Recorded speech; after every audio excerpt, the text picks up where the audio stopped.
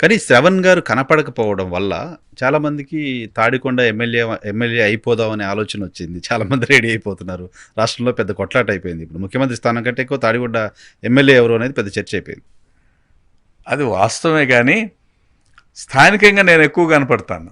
అక్కడ జనాలు కనపడతారు, అక్కడ జనాన్ని మీడియా కనపడరు. అది పార్టీ ప్రోగ్రామ్స్ లో కనపడతాను, యాజిటేషన్ లో కనపడతాను, కానీ మీడియాలో నేను ఎప్పుడు కూడా ముందు ఉండాలని కోరుకోలే.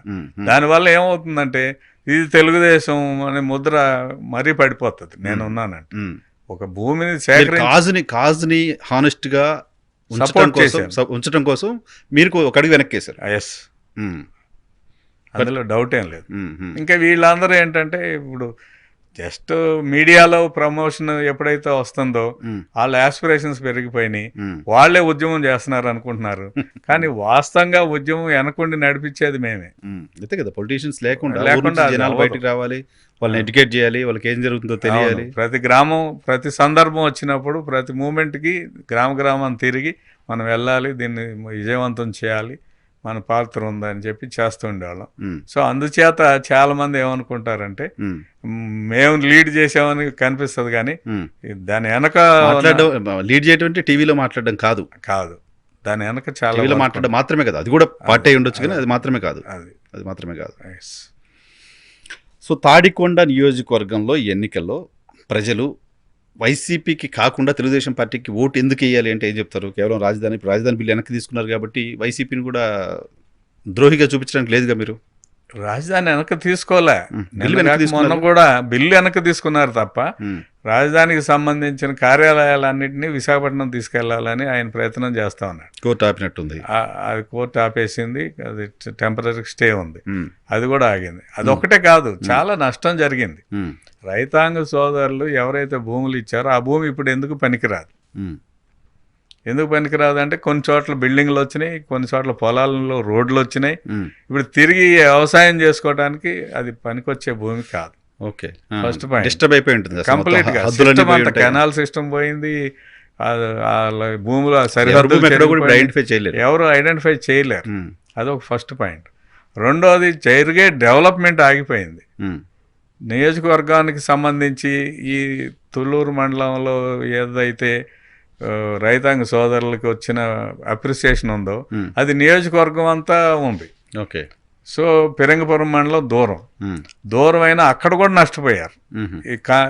ఆ పర్టికులర్ డెవలప్మెంట్ ఏదైతే ఉందో, ఇప్పుడు ఈ ఏరియా డెవలప్ అవుతుంది, రాజధాని ఇతర అంశాల్లో ఉందంటే అక్కడ కూడా ఆ డెవలప్మెంట్ ఆగిపోయింది. ఆగిపోవటం చేత ఏమైందంటే మీరు రాజధాని గ్రామాలు చూసినా, తాడికొండ నియోజకవర్గం చూసినా, అమరావతిలో వర్క్స్ జరుగుతున్నంత కాలం, అమరావతి అభివృద్ధి జరుగుతున్నంత కాలం అన్ని రకాలుగా అభివృద్ధి చెందారు. పేదవాడు ఆటో నడిపేవాడు అభివృద్ధి చెందాడు, బేల్దారు మేస్త్రి లబ్ధి పొందాడు, ఇంకా కూరగాయలు అమ్మేవాడు లబ్ధి పొందాడు, వ్యాపారం అన్ని రంగాల్లో అన్ని చోట్లకి వెళ్ళిపోతాం. ఆ ఫ్లో అన్ని చోట్లకి వెళ్తుందో వాళ్ళు ఆర్థికంగా అభివృద్ధి చెందుతూ వచ్చారు. అంతమంది అభివృద్ధి చెందుతుంటే, శ్రవణ్ గారు, అంతమంది అభివృద్ధి చెందుతుంటే, విజిబుల్ డెవలప్మెంట్ కనపడుతుంటే, ల్యాండ్ రేట్లు పెరుగుతుంటే, అందరూ వాళ్ళ నియోజకవర్గంలో తిరుగుతుంటే ఎందుకు అక్కడ టీడీపీకి ఓటే లేదు జనాలు? 2-3 ముఖ్యమైన కారణాలు. ఒకటేంటంటే రైతాంగ సోదరులకి ఒక ఆశ కల్పించారు.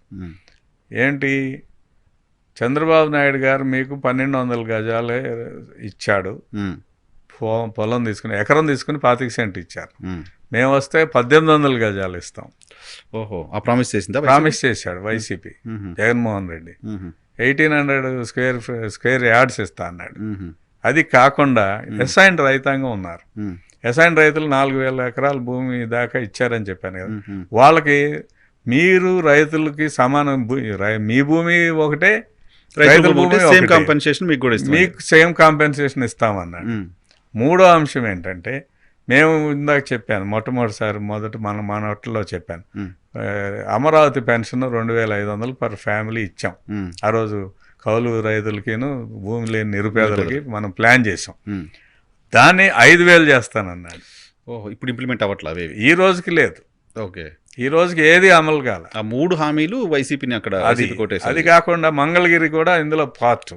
మంగళగిరిలో ఏం చేశారు, కెనాల్ పక్కన, కొండల పక్కన, రోడ్డు పక్కన ఉన్న వాళ్ళందరూ గుడిసెలు లోకేష్ వస్తే తొలగిస్తారు, వైడనింగ్లో మీ ఇళ్ళన్నీ కూల్చేస్తారు, లోకేష్ ఇక్కడ మంత్రి అయితే ఐటీ అవి ఇవి పరిశ్రమలు వచ్చినాయంటే మీ ఇళ్ళన్నీ ధ్వంసం చేస్తారని ఒక అసత్య ప్రచారం చేశారు. ఇవన్నీ రీజన్స్. సో ఇప్పుడు రియలైజ్ అయ్యారా జనాలు? అందరూ రియలైజ్ అయ్యారు. వాళ్ళు ఇంతవరకు ఏం చేయాలి. ఆఖరికి వీళ్ళకి వేసే కౌలు కూడా ఇట్లా కౌలు కోసం కూడా కోర్టుకు వెళ్ళాల్సి వస్తుంది. ఈ రోజుకి వేయాల. ఈ సంవత్సరం మేలో వేయాల్సింది డిసెంబర్ నాటికి కూడా వేయాల. ఎవరో కోర్టుకు వెళ్ళిన 2-3 వేశారు తప్ప, బట్ యాజ్ ఏ గ్రూప్ వేయలేదు. అదొక రీజను. తర్వాత ఏమనుకున్న నారచరాలు ఏంటంటే, నా ఊహ, ఇది వాళ్ళ ఆలోచన కాదు, నాకు ఎందుకు అనిపించింది రీజన్ మనం తెలుసుకోవాలి కదా, ఎందుకు ఒక రీజన్ ఇంకా రావాలి. చంద్రబాబు నాయుడు గారు రాజధాని ఏర్పాటు చేశాడు, ఆయన చేయగలిగిందంతా చేశాడు. జగన్మోహన్ రెడ్డి ఇవన్నీ ఇస్తానంటున్నాడు కదా, రాజధాని మారుస్తాడనే ఊహ వాళ్ళకు కూడా లేదు. మార్చనని నమ్మించాడు. మేము ఇల్లు కట్టుకున్నాం, ఆఫీస్ కట్టుకున్నాం, రాజధాని ఎక్కడే ఉండాలి. నేను అప్పుడు వచ్చాను అక్కడ కాళ్ళ రామకృష్ణారెడ్డి గారితో ఇంటర్వ్యూ చేస్తూ రాజధాని మారుస్తారంటే రాజధాని ఎందుకు మారుతుంది, ఇక్కడే ఉంటుందని నాకు ఇంటర్వ్యూ చెప్పారు. అటువంటి నమ్మబలికే మాటలతో పాటు ఇది చరిత్రలో జరగని అంశం కదా, మారుస్తారని ఎవరు కూడా ఊహించరు. ఒక రాజధాని నిర్ణయం అయిపోయిన తర్వాత ఈ రాజధాని ఇది కాదని చెప్తారని మనం ఊహించం. బహుశా సామాన్య మానవులు అది లాభం వస్తుంది. థాట్ కూడా లేదు. ఆ థాట్ లేనందువల్ల వాళ్ళు కొద్దిగా చిన్న చిన్న బెనిఫిట్స్ పెరుగుతాయని ఆశ ఉండొచ్చేమో అనేది నా ఉద్దేశం. మీ దగ్గరికి ఇప్పుడు కొత్తగా మాజీ హోంమంత్రి సుచరిత గారు వస్తున్నారు మీ ప్రత్యర్థిగా. ఏంటి? మాకేం ఇబ్బంది లేదు.